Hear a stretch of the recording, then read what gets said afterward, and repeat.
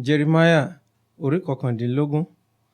Báyìí ni Olúwa wí, lọ, ra ìgò amọ̀ tí a mọ̀kòkò, sì mú nínú àwọn àgbà ènìyàn àti àwọn àgbà àlùfáà, kí o sì lọ sí àfonífojì ọmọ Hinnomu tí ó wà níwájú ẹnu ibodè Arṣiti.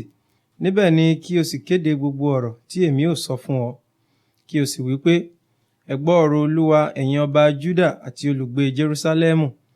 Báyìí ni Olúwa àwọn ọmọ ogun, Ọlọ́run Israẹli wí, ṣáà wò ó, èmi ó mú ibi wá síhìn yìí, èyí tí etí gbogbo àwọn tí ó bá gbọ́ yóò hó, nítorí wọ́n ti kọ̀ mí sílẹ̀, wọ́n ti sọ ìhín yìí di ìyapa, wọ́n sì ti sun tùràrí nínú rẹ̀ fún àwọn ọlọ́run mìíràn, èyí tí àwọn tàbí àwọn baba wọn kò mọ̀ rí, tàbí àwọn ọba Juda.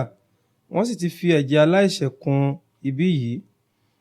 Wọ́n ti kọ́ ibi gíga fún Baali pẹ̀lú, láti fi iná sun ọmọkùnrin wọn bí ẹbọ ọrẹ sísun fún Baali, èyí tí èmi kò pa láṣẹ láti ṣe, tí èmi kò sì sọ, tàbí tí kò sì rú sókè nínú mi.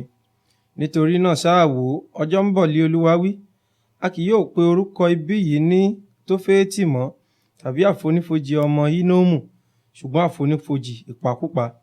Èmi ó sọ ìgbìmọ̀ Juda àti Jerúsálẹ́mù di asán ní ibi yìí. Èmi ó mú kí wọn kí ó ṣubú níwájú ọ̀tá wọn, àti lọ́wọ́ àwọn tí ó ń wá ẹ̀mí wọn. Òkú wọn ni a ó fi fún ẹyẹ ojú ọ̀run àti ẹranko ilẹ̀ fún oúnjẹ. Èmi ó sì sọ ìlú yìí di ahoro àti ẹ̀gàn. Ẹnikẹ́ni tí ó bá kọjá lọ níbẹ̀ yóò dààmú, yóò sì pòṣé nítorí gbogbo iná rẹ̀. Èmi ó sì mú kí wọn kí ó jẹ ẹran ara wọn ọmọkùnrin wọn, àti ẹran ara àwọn ọmọbìnrin wọn, àti ẹnìkíní wọn yóò jẹ ẹran ara ẹnìkejì ní ìgbà ìdótì àti ìhámọ́, tí àwọn ọ̀tá wọn àti àwọn tí ó ń wá ẹ̀mí wọn yóò há wọn mọ́.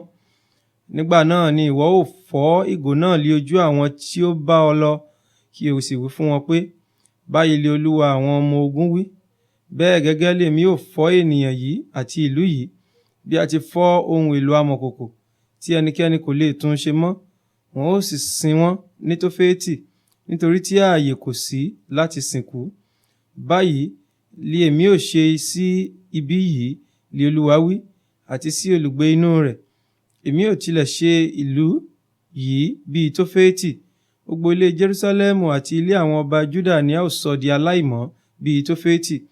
Gbogbo ilé wọn nì lórí òrùlé èyí tí a ti sun tùràrí fún ogun ọ̀run, tí a sì rú ẹbọ mímu fún ọlọ́run mìíràn.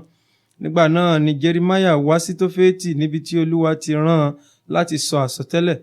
Ó sì dúró ní àgbàlá ilé Olúwa, ó sì wí fún gbogbo àwọn ènìyàn pé, báyìí ni Olúwa àwọn ọmọ ogun, Ọlọ́run Israẹli wí, ṣáà wò ó, èmi ó mú wá sórí ìlú yìí àti sórí ìletò rẹ̀ gbogbo ibi tí mo ti sọ ọ́ sí, nítorí tí wọ́n ti wá ọrùn kì, kí wọn kí ó má baà gbọ́ ọ̀rọ̀ mi.